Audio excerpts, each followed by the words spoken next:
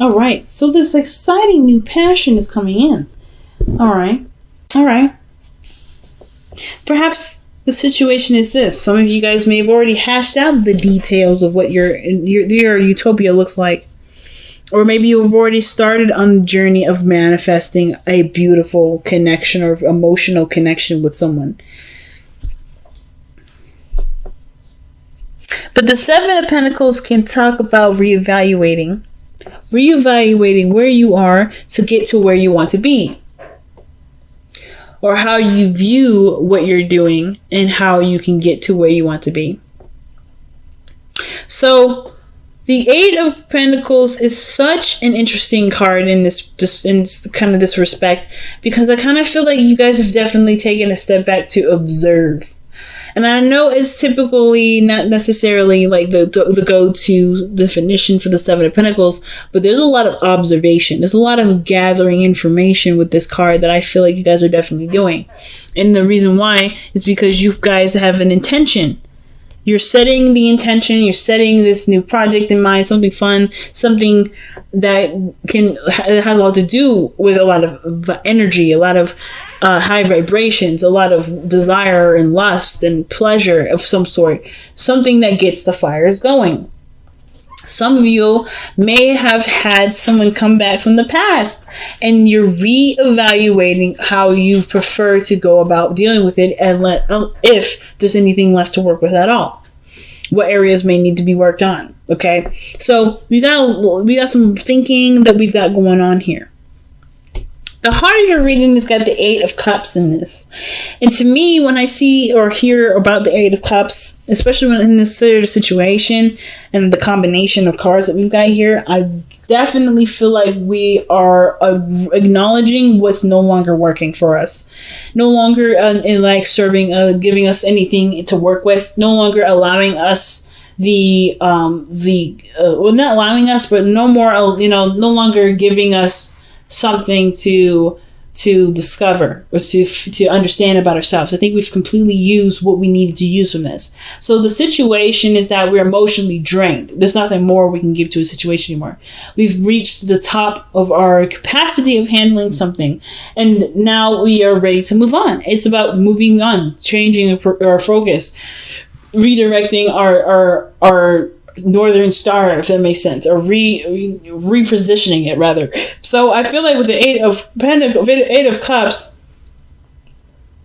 this situation is saying that how much you are ready to kind of move on. Like you're not quite interested to stay and linger. So in the past, you had the King of Cups. You have an ideal lover already. You already know who this person is. You already know what this person's going to look like, how this person feels, how you want them to make you feel. You know exactly what this individual looks like. There was lots of daydreams with this individual here. Sometimes this can indicate this is an actual person, Pisces, Cancer, Scorpio, whom you last interacted with, and this person was quite mature for how they displayed themselves. Or this is you guys mastering your own emotional and your own emotional portion of yourself, becoming more aware of your emotions, mastering the flow or the way you respond to certain things in your life to manifest what you want to manifest. So you know exactly what this is for you guys in your own personal stories.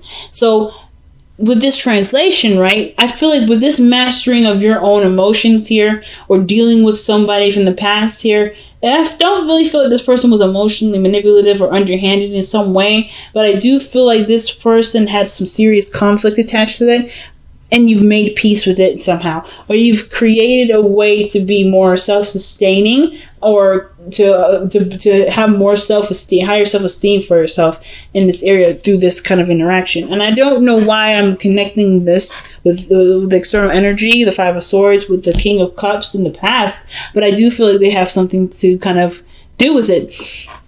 There is something that is non-compromising though. The Nine of Pentacles does to tell me that there is a serious amount of boredom. There's nothing really going on. There's nothing really interesting or challenging you at this moment.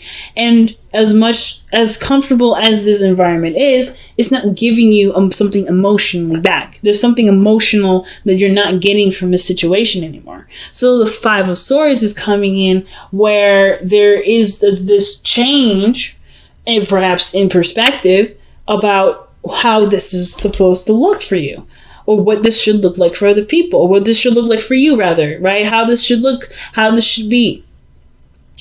So let me see, honestly, why is this Five of Swords coming up in the external energy? The Tower. Unexpected changes and adjustments in your life. Alterations to the magnified degree.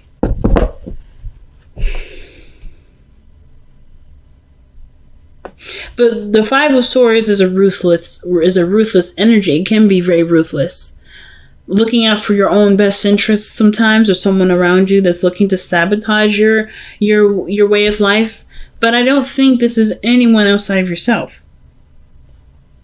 I feel like because you're bored, you're sabotaging your security to make a situation happen for where there to be something not only interesting, but to get you moving, get you motivated. Some of you guys may or may not really notice that you're doing it, and do that sabotage. You will hit a space where you have to conquer some fears or doubts about yourself that you may not have noticed being in a place that's so comfortable. It could be. However, that's something, and it's a totally different extreme case. And even then, this isn't an act of love. Even if you were to sabotage your comfortable life, you are not doing it because you hate yourself. You're doing this because you love yourself and you want to give what you want. Give yourself what you want. So if that doesn't apply to you, then don't apply. If those of you that are willing to be honest about it, go ahead, say it. Be honest with yourself.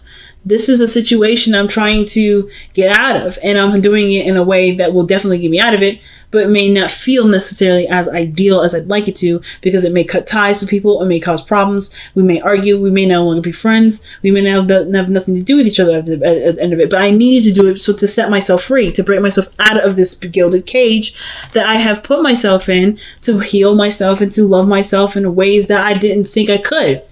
And it's okay. But the situation for me, though, with the Nine of Pentacles isn't necessarily about seeing yourself as trapped, because I don't think you're trapped. And I don't think you see yourself as trapped, but you do feel like your lifestyle is in a situation where it's set and it can take you places financially, but never anywhere emotionally. So does that mean you just completely changed that whole lifestyle up? Not necessarily. You can, there's something else you can do without having to cause serious uprooting of your life. And I feel like that's where the Ace of Pentacles comes in. What new engagements or parties or projects do you want to start? What other things do you want to begin? Because if you're too bored for too long, you're gonna get creative. Oh, Gemini, I'm just going to say this straight out. You're going to get really creative, and you're going to start coming up with ways to make yourself do things that you never would think yourself would do. And then it's going to feel like, it's just a lot to overcome. You're going to survive that too. Whatever you decide to do, either way is the right way. It's just about whether or not you want to control that way consciously or not control that way subconsciously. Or control that way subconsciously. And subconsciously, sometimes we don't see that shit coming. And I can tell you on a record of times, anytime I've sabotaged myself, it was me doing it to me because I didn't notice, and I was protecting myself from failure, protecting myself from the fear of losing or fear of doing something bad. This may not apply to everyone, I'm just going to say straight out. And if it does, this is not a judgment. This is not a judgment whatsoever. This is legitimately just stating what I'm seeing here as a method or as a form of facts, not a judgment.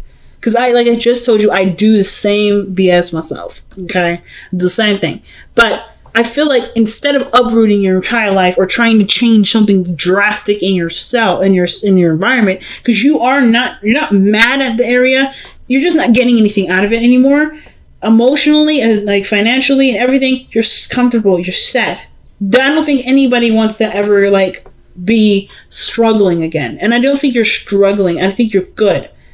And I feel like you want to maintain this by have something interesting going on. Which is why you've seen the Seven of Pentacles coming up. You've done what you need to do. You're in a comfortable space. What else do you need to do? Incorporate something of great value in your life. You're in a comfortable utopia. You're in a comfortable place in your life. This doesn't necessarily have to change. If you wanted to change, you definitely could start from scratch. It's telling you to do it anyway. But if it's not necessarily the route that you are necessarily trying to go into, perhaps taking something up that's still big, that still gets you moving, that still increases your interest by going after what you are trying to feel. That's best associated with something that you can do now. Okay? So that's what I got going on here. That's what I feel like is happening. I feel like that's the advice. And I feel like you guys are already trying to figure out what to do now. Some of you guys are like, yeah, I'm ready to do something new, something I can actually enjoy, something that I feel is worth my time and energy, that I don't see as work. Now, your hopes and fears is the Ten of Pentacles. Like I said, I don't think you guys want to leave a space where you're financially comfortable, or at least remove yourself out of a position of feeling of being all right, like financially, stable-wise, emotionally, whatever. Like, you have this connection with yourself, this independent view of yourself. You want to keep that the best as you can. And you can always keep it no matter what situation you're in case you do decide to just like say, you know what, let's start from absolute scratch. And even if it is starting from absolute scratch, the advice is literally what you've been already thinking. But again, if this is not what you want to do, if you want to go ahead and start doing something different, but kind of maintain the same sort of stature, then you can do that. And I feel like it starts by looking at what you want to feel. The Four of Cups. What do you want to feel, Gemini? Super important. Do you want to feel fulfilled? Do you want to feel successful? Do you want to feel helpful? Do you want to feel accomplished? Do you want to mean something of great? Do you want to not mean something of great value to yourself, which that's still a valid one to go down? Do you want to see how you are in this art form or in this sort of field of work? Is there something about this area that's intriguing, that's interesting to you, that you'd like to discover and learn more of and become efficient in?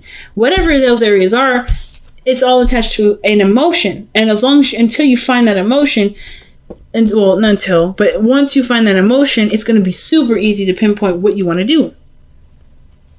And I love this card in the back underneath the deck, and I don't typically look at these nowadays, at least for the videos. I look at them all the time for my personal readings, but for the videos I don't do them. But the card underneath here is Wheel of Fortune. You have a new opportunity coming in. But this is your new opportunity to do something completely different, to enrichen yourself in another way. It's a change of luck. So this is a pretty big transformation in your life, really big change that's coming in your life anyway. Okay, the tribe. Okay, all right, okay. I feel like there's people around you that are willing to help you. There are people around you that are willing to help you. And it does have a lot to do with the environment that you put yourself in, the people that are willing to work with you, and what role you play in the whole situation too. Most importantly, you have people around you that you can brainstorm, that you can collab with, that you can, maybe bounce ideas off of. And there is a role that you can play in doing that helps other people. You don't have to do this by yourself, as the Nine of Pentacles can sometimes suggest. Doing something solo, or being alone, or doing something without anyone else's help. You don't have to do it by yourself. You can do this with people around you that love you and want the best for you as well. It's just Like, so I feel like if you've got people or a group of people that around you that want you to be happy or are just as interested as you are about, you know, what your next steps will be, I feel like collabing and bouncing ideas off of them, it will definitely give you some ideas. The Ace of Pentacles, to start working on something. Wow, let two become one as well. Wow. Interesting. Now, I didn't really see another person in here, but the fact that the King of Cups is in the past, it reminds me that there is another person. Now, I feel like the most of this reading is about you, but two become one. Interesting. It usually implies that there's another person involved and that your unity does not infringe on your beautiful, unique individuality. But in that sense, I feel like the Two of Cups is saying that in order for you to successfully manifest the King of Cups, you have to embody the King of Cups. This person that you've manifested in the past, he exists within you, and he can come through you. If this is the ideal lover and you haven't been able to, or you haven't necessarily mastered your emotions quite right, or quite immediately, or in the past, you haven't mastered them, don't beat yourself up. This is not a judgment. It's okay. Perhaps this meaning of the King of Cups is about who you've manifested in your life, or who is your ideal person. You have an idea, you have a desire in which you have surrounding a person, or what your other half may be for you. And the only way, not the only way, but a way of going about manifesting this or starting a new journey is living the embodiment of your person, like being the person you want in your life. That does mean self-love, self-care, paying attention to your emotions, being emotionally considerate. But this biggest thing is that in order for there to be two, there first must be one. And I feel like that one is you. You have to be who the King of Cups is. If you're not satisfied with your life, if you're not happy with how things are going, you have every ability in you to change it. Of course, I believe you know this, but the most important thing is that if you've manifested, or you've been wanting someone, if you've been desiring another person, that other person exists within you. Otherwise, you wouldn't be able to know what this person, who you wanted, and living in this person, or living as the embodiment of this person, not pretending to be someone that you're not, but to just envision, be who you want who you would want to be with, is exactly what will bring what you want.